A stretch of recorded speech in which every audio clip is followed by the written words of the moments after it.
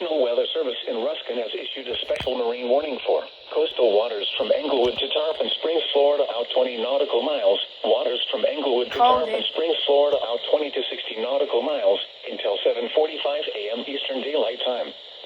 At 6:47 a.m. Eastern Daylight Time, strong thunderstorms were located along the line extending from Longboat Key to 47 nautical miles southwest of Longboat Pass, moving southeast at 25 knots. Hazard, wind gusts 34 knots or greater. Source, radar. Impact, expect wind gusts in excess of 34 knots, suddenly high waves, frequent lightning, and heavy downpours. Make sure all on board are wearing life jackets.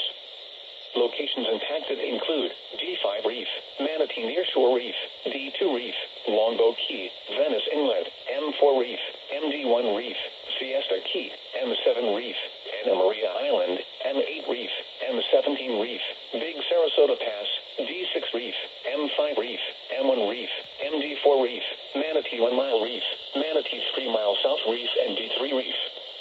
Move to safe harbor until hazardous weather passes.